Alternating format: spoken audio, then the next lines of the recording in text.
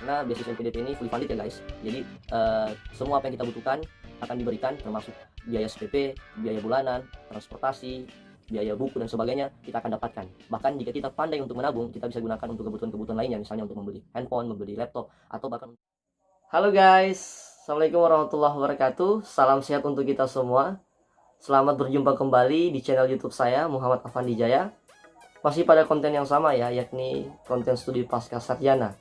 Kali ini sesuai dengan request dari teman-teman, ada beberapa teman-teman yang DM saya di Instagram dan juga chat saya di WhatsApp untuk berdiskusi mengenai persiapan untuk menjadi penerima beasiswa LPDP. Jadi apa-apa saja sih yang disiapkan untuk bisa menjadi penerima beasiswa LPDP?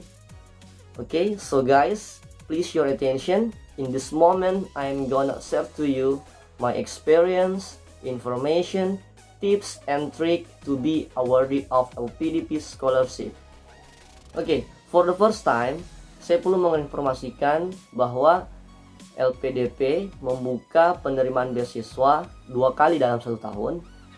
Biasanya batch pertama itu dibuka pada bulan Mei, kemudian batch kedua dibuka pada bulan September. Ini based on di tahun sebelumnya, yakni tahun 2019. Namun saat ini tahun 2020 karena adanya COVID-19, maka pembukaan penerimaan beasiswa ini dipending sampai pada waktu yang tidak ditentukan. Oleh karena itu, sering-sering cek aja website resmi dari LPDP ataupun sosial media dari LPDP untuk mengetahui perkembangan yang lebih jauh lagi.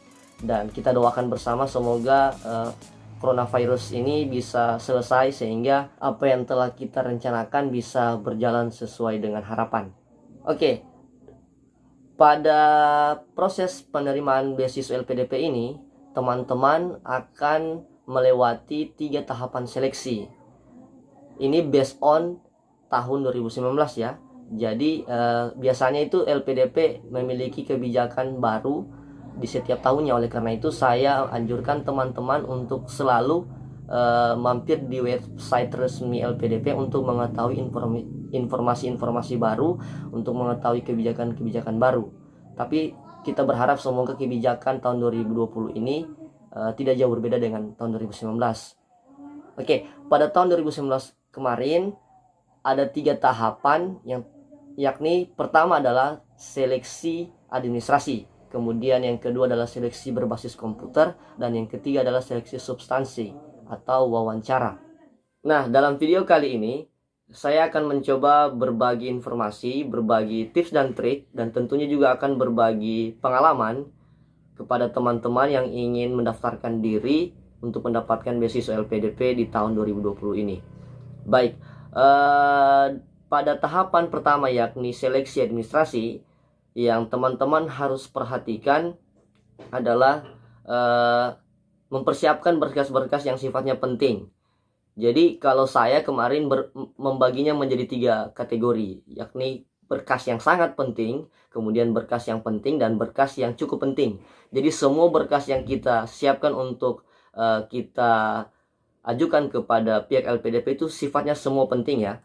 Nah, berkas yang kategori pertama yakni sangat penting versi saya, diantaranya adalah proposal studi, kemudian rencana studi, kemudian sertifikat bahasa Inggris, dan juga rekomendasi.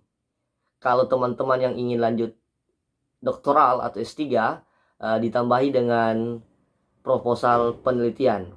Nah, jadi inilah yang menjadi berkas yang sangat penting, karena dari berkas-berkas ini teman-teman akan mendapatkan penilaian yang cukup memberikan nilai untuk diterimanya teman-teman sebagai penerima beasiswa.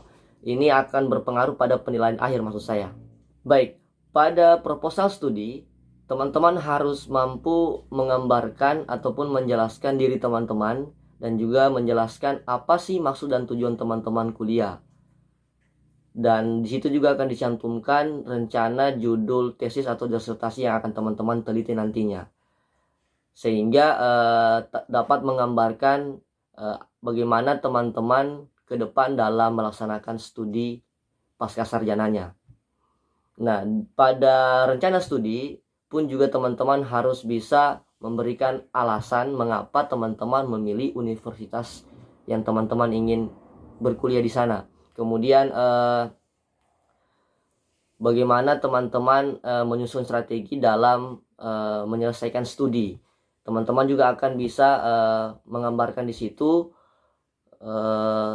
sejauh mana teman-teman mengenali universitas yang akan teman-teman tuju, dan juga sampai pada bagaimana rancangan per semester yang teman-teman akan ajukan nantinya, mata-mata kuliah apa yang akan teman-teman ambil, dan juga ya kurang lebih seperti itulah ya di rencana studi. Nah, yang paling penting juga adalah teman-teman akan diminta untuk memberikan gambaran apa yang akan teman-teman lakukan pada saat di luar perkuliahan. Nah, saya kemarin memberikan pernyataan bahwa ketika di luar perkuliahan saya akan mencoba untuk mengikuti kursusan bahasa Inggris untuk meningkatkan skill saya dalam berbahasa Inggris. Namun dengan catatan ketika kuliah ataupun tugas-tugas kuliah saya telah saya selesaikan, karena memang sebagai penerima beasiswa menjadi suatu kewajiban kita terhadap perkuliahan. Jadi perkuliahan itu adalah nomor satu ya guys. Baik, sementara pada rekomendasi ini sangat penting juga ya bagi teman-teman. Jadi kalau bisa teman-teman mendapatkan rekomendasi dari beberapa akademisi, dari beberapa tokoh, misalnya dari, nggak usah yang besar-besar lah. Kalau saya kemarin saya mengambil rekomendasi dari, maaf saya ulangi, saya meminta rekomendasi dari kepala desa di desa saya, kemudian dari Kapolsek, kemudian juga dari tokoh-tokoh masyarakat, dari kepala sekolah, dari kepala sekolah SMP saya, SMA saya, dan juga dari dosen-dosen saya.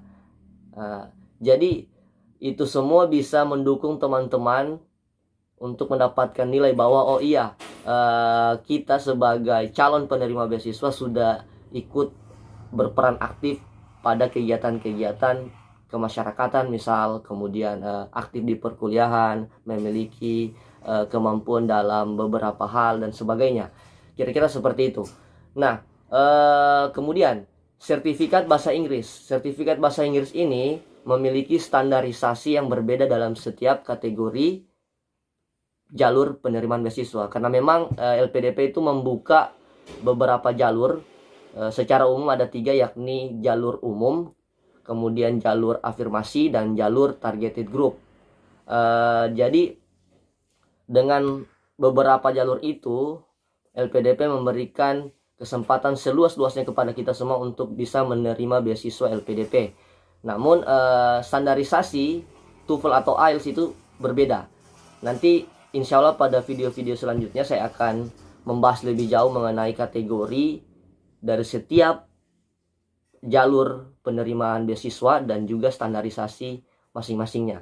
Nah, saya hanya ingin mengingatkan pada berkas sertifikat bahasa Inggris ini, kalau bisa teman-teman maksimalkan nilai teman-teman. Walaupun misalkan pada jalur afirmasi itu TOEFL-nya 450 minimal, kalau bisa teman-teman 500, sehingga bisa menjadi satu penilaian juga bahwa teman-teman walaupun berasal dari jalur afirmasi tapi memiliki nilai bahasa Inggris di atas standarisasinya atau di atas minimal nilai yang ditentukan. Baik, kita masuk pada kategori berkas yang penting. Di antaranya adalah ijazah. Jadi ijazah dari SD, SMP, SMA sampai dengan jenjang S1-nya itu dipersiapkan. Dan juga kemudian apa lagi ya? Oke, surat keterangan sehat, surat bebas narkoba, kemudian apa lagi ya? Ya, kira-kira itu. Oh iya, surat pernyataan sebagai peserta penerima beasiswa. Nanti formnya bisa teman-teman download di website resmi LPDP. Dan juga KTP.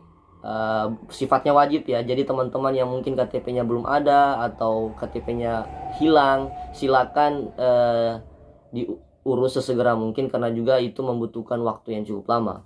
Kemudian yang tidak kalah pentingnya adalah LOA atau Letter of Accepted. Jadi ini sifatnya opsional. Jika teman-teman memiliki LOE silakan dilampirkan, namun jika tidak menjadi masalah. Tapi dari informasi yang saya dapatkan, teman-teman yang melampirkan LOE itu memiliki kesempatan yang lebih besar daripada teman-teman yang tidak melampirkan LOE, karena LPDP bisa yakin kepada kita, setidaknya kita sudah diterima di universitas, tinggal menunggu pendanaan dari LPDP, kira-kira begitu. Saya juga kemarin melampirkan LOE dari universitas tujuan saya yang unconditional. Jadi LOE itu ada dua, conditional sama unconditional. Nanti teman-teman bisa lampirkan salah satunya. Oke, selanjutnya kategori ketiga, yakni berkas yang penting. Di antaranya adalah semua sertifikat, piagam, ataupun penghargaan-penghargaan lainnya yang teman-teman dapatkan selama teman-teman hidup. Dari SD mungkin pernah ikut lomba A, lomba B, dan seterusnya. Jadi itu dilampirkan. Jadi tidak perlu hal-hal yang besar, tapi jika itu ada silakan lampirkan sebanyak-banyaknya. Saya kemarin salah satu contohnya adalah saya lampirkan penghargaan saya sebagai penerima ataupun juara 1 di lomba pidato Sumpah Pemuda pada waktu SMA, pernah ikut lomba-lomba keagamaan dan sebagainya, dan juga di kampus ikut beberapa organisasi, pernah menjadi ketua himpunan dan sebagainya. Jadi teman-teman harus bisa mengumpulkan semua sertifikat ataupun piagam itu untuk dilampirkan. Harapannya bisa memberikan poin tambahan untuk diterimanya teman-teman sebagai penerima beasiswa.